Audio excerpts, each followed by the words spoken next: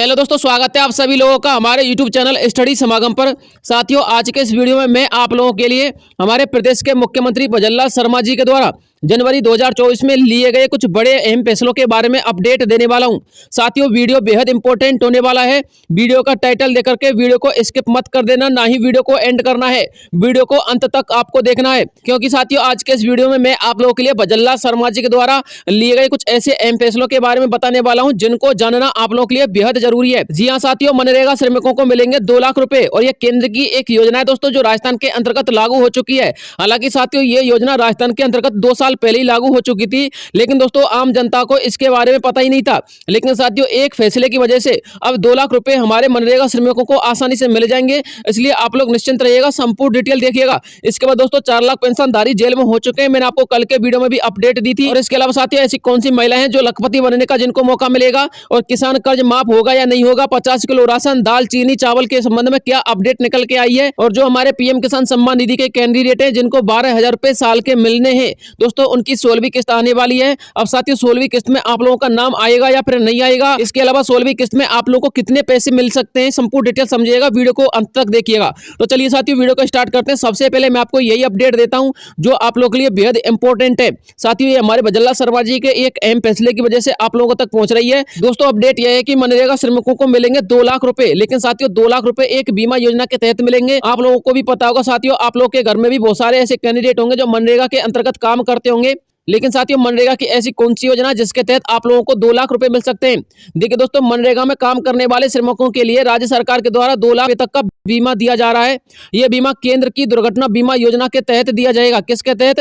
केंद्र की दुर्घटना बीमा योजना के तहत, जिसके अंतर्गत यदि मनरेगा का कोई श्रमिक काम के दौरान मृत्यु को प्राप्त हो जाता है तो उसे 2 लाख रुपए तक का अनुदान दिया जाएगा। जैसा कि साथियों आप लोगों ने देखा होगा, साल के अंतर्गत कम से कम 2 से लेकर के 5% ऐसे मनरेगा श्रमिक होते हैं जो किसी न किसी दुर्घटना के शिकार हो जाते हैं, लेकिन उनके जो घर वाले होते हैं उनको एक भी पैसा देखने को नहीं मिलता है। मनरेगा श्रमिक के घर वाले सरकार की चौखटों पर दर दर भटकते रहते हैं, लेकिन उनकी कोई सुनवाई तक नहीं करता। लेकिन साथियों अब आपको ऐसा देखने को नहीं मिलेगा।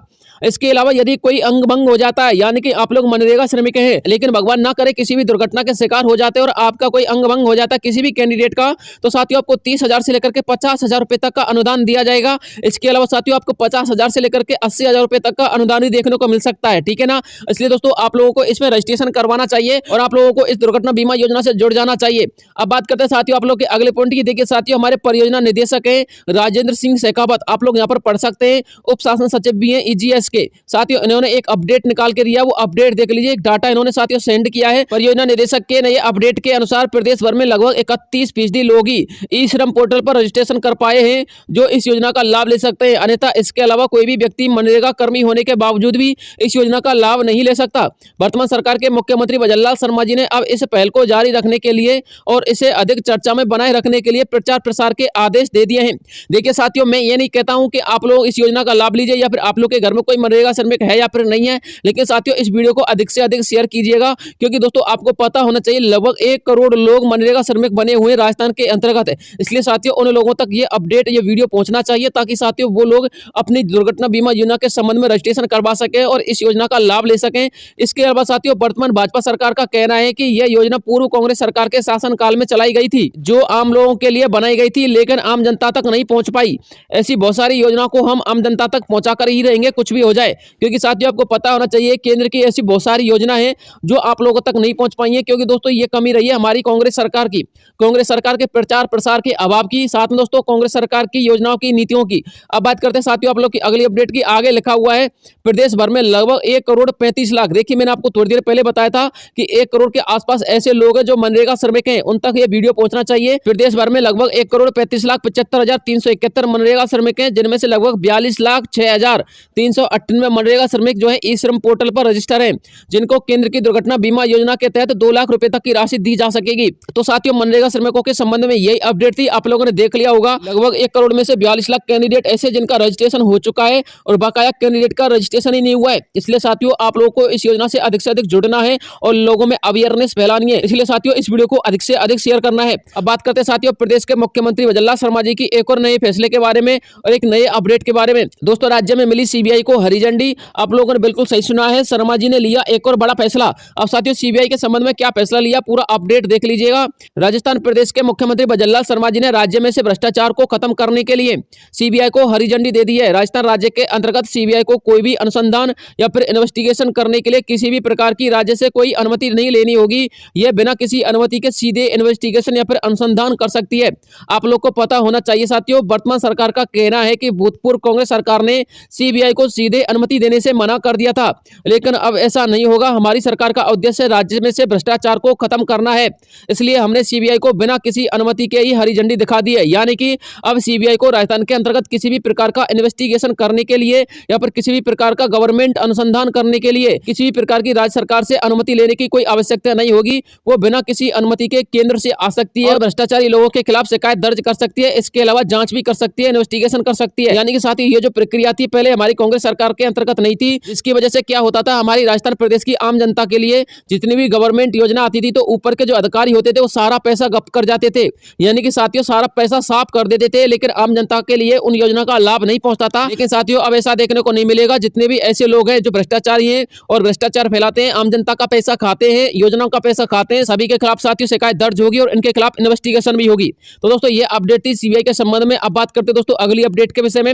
साथियों, 4 लाख फर्जी पेंशनधारी पकड़े गए थे। इसी वजह से मैं आपको बताना चाहूंगा, जो आप लोग की पेंशन अटकी हुई थी ना, अभी तक 2 से लेकर के 3 महीने की जो पेंशन नहीं आई थी, वो इसी वजह से अटकी हुई थी। क्योंकि दोस्तों आपको पता होना चाहिए, सामाजिक न्याय एवं अधिकारिता विभाग जो है वो फर्जी कैंडिडेटों की लिस्ट बनाने में लगा हुआ था और ऐसे कैंडिडेटों को बाहर करने के आदेश आ चुके थे हमारी गवर्नमेंट के माध्यम से। इसलिए साथियों, ये विभाग इस प्रकार के कैंडिडेटों की लिस्ट निकालने में लग गया था, बिजी हो गया था, जिसकी वजह से दोस्तों आप लोग की पेंशन आने में देरी हुई थी। लेकिन अब पेंशन आने में देरी नहीं होगी, क्योंकि साथियों लगभग 4 लाख फर्जी पेंशनधारियों को पकड़ा गया है। संपूर्ण डिटेल समझ लीजिएगा। हालांकि मैंने आपको पिछले वीडियो में भी अपडेट दे दी थी। सूत्रों के मुताबिक जो पेंशनधारी अपनी पात्रता रखते थे उनको अभी तक पेंशन नहीं मिली है, जबकि फर्जी पेंशनधारियों को 500 करोड़ रुपए तक की पेंशन मिली है और पिछली सरकार में दे दी गई थी।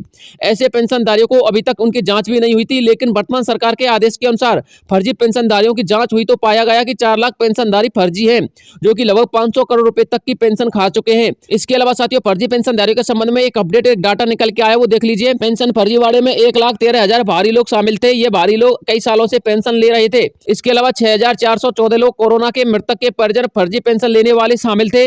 इसके अलावा 34,444 सरकारी कर्मचारियों के जो परिजन थे वो वृद्धावस्था पेंशन का लाभ ले रहे थे। 4,729 कर्मचारी खुद नियमों को दरकिनार करके योजना के लाभार्थी बने हुए थे। इसके अलावा 50,000 पेंशनधारियों की इनकम का कोई क्राइटेरिया नहीं मिला था। 3,210 लोगों का तो कोई जन आधार कार्ड भी नहीं था, फिर भी पेंशन उठा रहे थे। और इसके अलावा 93,376 डुप्लीकेट पेंशनधारी थे, जिनको अब दोस्तों बहाल कर दिया गया है, यानी कि जिनको अब पकड़ लिया गया है। लेकिन साथियों, आपको बताना चाहूंगा, या तो इनको जेल हो सकती है या फिर इनको जितना भी पेंशन का इन्होंने पैसा खाया है संपूर्ण पैसा लौटाना पड़ेगा। गवर्नमेंट के सख्त आदेश आ चुके हैं। और साथियों, रही बात आप लोग की पेंशन के संबंध में, विकलांग पेंशन, विधवा पेंशन, वृद्धावस्था पेंशन, जितनी भी पेंशन रुकी हुई थी दोस्तों, अब आप लोगों को चिंता करने की आवश्यकता नहीं है। 2 से लेकर के 3 महीने की जितनी भी पेंशन थी वो सारी की सारी पेंशन दोस्तों अगले महीने में आपको मिल जाएगी। यानी कि साथियों, अब आप लोगों का जो पेंशन के संबंध में इंतजार तक खत्म हो चुका है। अब बात करते हैं अधिकारिता विभाग के संबंध में। तो साथियों, अधिकारिता विभाग का एक मुख्य एप्लीकेशन था राज SSP, इसके माध्यम से दोस्तों इसकी जांच हुई थी इस एप्लीकेशन के माध्यम से। और दोस्तों इन्होंने इन फर्जी कैंडिडेट का पिटारा खोला है। पहले राजस्थान में लगभग 94,22,000 पेंशनधारियों को पेंशन मिल रही थी, जो कि अब तक 90,29,000 पर पहुंच गई है। यानी कि लगभग 4 लाख पेंशनधारियों को यहां पर फर्जी पाया गया है। इसके अलावा साथियों, अब आप लोगों की अगली योजना वो केंद्र की योजना है, इसका आपको लाभ लेना। साथियों, इसका लाभ लेने से बिल्कुल वंचित नहीं रहना, क्योंकि ये केंद्र की योजना राजस्थान के अंतर्गत अब लागू होने वाली है। ये हमारे मुख्यमंत्री महोदय के सख्त आदेश और सख्त निर्देश हैं। यह योजना प्रधानमंत्री नरेंद्र मोदी के द्वारा कोरोना काल में चलाई गई थी, PM स्वनिधि योजना। इस योजना का उद्देश्य छोटे स्तर पर काम करने वाले दर्जी, मजदूर, किसान और विभिन्न प्रकार के कारीगरों को वित्तीय सहायता देना है।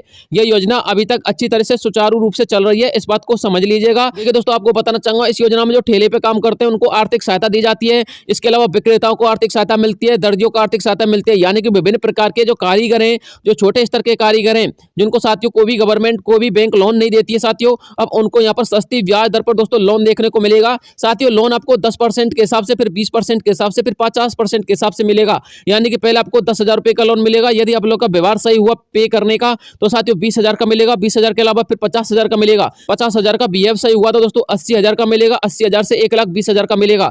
इस प्रकार से आप लोग को यहाँ पर ऋण मिलता रहेगा। और साथियों इसकी जो ब्याज दर रहने वाली है वो 5% रहेगी आप लोग की 10,000 से लेकर के 20,000 रुपए तक के ऋण पर। यदि साथियों आप लोग इससे अधिक का ऋण लेना चाहते हो, जैसे कि 50,000 के प्लस में यदि आप लोग ऋण लेते हो तो आप लोग की ब्याज दर रहेगी 7%, ठीक है ना। तो दोस्तों आप लोग इसको समझ लीजिएगा, यह योजना आप लोग के लिए बेहद काम की है। अब बात करते हैं साथियों आप लोग की अगली योजना की, पीएम किसान सम्मान निधि योजना की। तो दोस्तों आप लोगों को पता होगा पीएम किसान सम्मान निधि योजना में अब आपको 12,000 रुपए दिए जाते हैं, पहले 6,000 रुपए दिए जाते थे।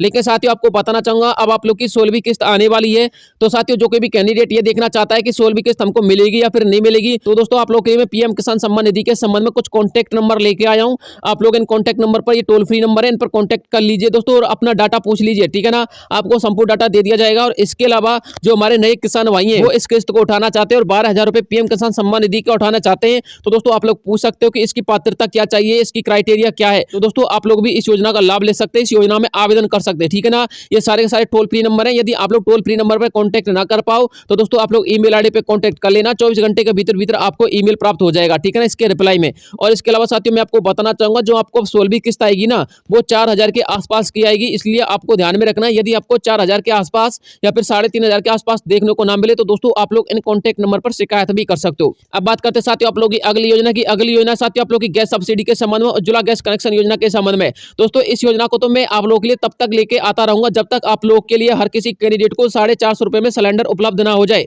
क्योंकि दोस्तों आपको पता होना चाहिए प्रदेश के मुख्यमंत्री भजनलाल शर्मा जी ने 450 रुपए में सिलेंडर देने की इस योजना का उद्घाटन 1 जनवरी 2024 को कर दिया था। अब देखिए साथियों यदि आप लोग इस योजना का लाभ नहीं ले पा रहे हैं तो दोस्तों आप लोग के पास ये पात्रता होनी चाहिए। यदि आप लोग के पास ये पात्रता नहीं है तो दोस्तों आपको ध्यान में रखना है कि आप लोग इस योजना का लाभ नहीं ले सकते। तो साथियों सबसे पहले तो आवेदक की आयु 18 वर्ष होनी चाहिए, आवेदक का बीपीएल परिवार से होना चाहिए या फिर उज्ज्वला कनेक्शन में उसका कनेक्शन होना चाहिए। आवेदक के पास कोई दूसरा गैस कनेक्शन नहीं होना चाहिए, इस बात को समझ लीजिएगा। आवेदक घर की मुखिया महिला होनी चाहिए और मुखिया महिला का बैंक खाता भी होना बहुत जरूरी है। यदि बैंक खाता नहीं हुआ तो आपको इस योजना का लाभ नहीं दिया जाएगा। आधार कार्ड अपडेट होना चाहिए, जन आधार कार्ड भी अपडेट होना चाहिए। आधार कार्ड उस महिला मुखिया को अपडेट होना चाहिए जिस महिला मुखिया के नाम से आप लोग कनेक्शन लेना चाहते हो।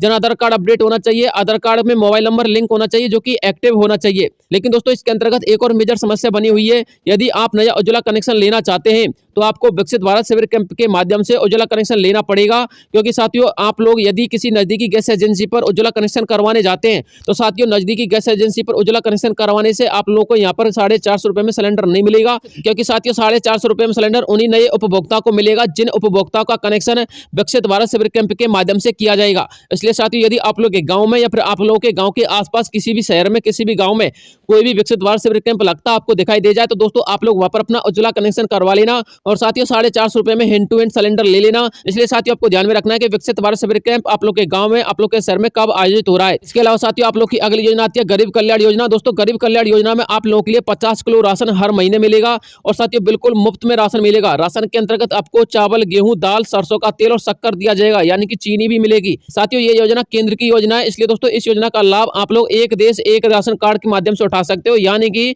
वन नेशन वन राशन के हिसाब से जो स्कीम चल रही है ना दोस्तों, उसके हिसाब से आप लोग का राशन कार्ड होना चाहिए। और साथ ही जिस किसी भी कैंडिडेट के पास राशन कार्ड नहीं है तो मैं उससे कहना चाहूंगा जिस प्रकार से विकसित भारत शिविर कैंप आपके गांव में आयोजित हो रहे हैं ना, इसी प्रकार से राशन कार्ड को लेकर के भी आप लोग के गांव में कैंप लगेंगे और वन नेशन वन राशन के हिसाब से कैंप लगाए जाएंगे। तो दोस्तों उस समय आपको अपना राशन कार्ड बनवा लेना है और केंद्र की गरीब कल्याण योजना का लाभ ले लेना है साथियों, जिसके माध्यम से आपको 5 साल तक 50 किलो राशन जो है आपको हर महीने मुफ्त दिया जाएगा, ठीक है ना। और जिसके अंतर्गत क्या क्या मिलेगा वो मैंने आपको बता दिया, दाल, चीनी, शक्कर, तेल, ठीक है ना। अब बात करते हैं साथियों आप लोग की अगली योजना की। दोस्तों अगली योजना है आपकी 33 फ्लैगशिप योजना है। दोस्तों इन 33 फ्लैगशिप योजना के अंतर्गत मैं आपको बताना चाहूंगा जो कैंडिडेट आर्थिक योजना का लाभ लेना चाहता है, यानी कि वित्तीय योजना का लाभ लेना चाहता है, तो आप लोगों को ध्यान में रखना है कि 33 फ्लैगशिप योजना में से आप किस योजना के लाभार्थी हैं। साथियों राजस्थान के अंतर्गत मात्र ये 33 ऐसी योजना है जिनके माध्यम से पैसा आप लोग के डायरेक्ट खाते में आता है। इसलिए साथियों यदि आप लोग इन योजनाओं से जुड़ना चाहते हैं तो बता दीजिएगा। किसी भी योजना के संबंध में यदि आपको जानकारी चाहिए तो दोस्तों आप लोग सबसे अधिक कमेंट उस योजना के विषय में करोगे तो दोस्तों मैं आपको उस योजना के संबंध में अपडेट लेके आऊंगा, संपूर्ण डिटेल को अच्छी तरीके से समझा दूंगा, ठीक है ना।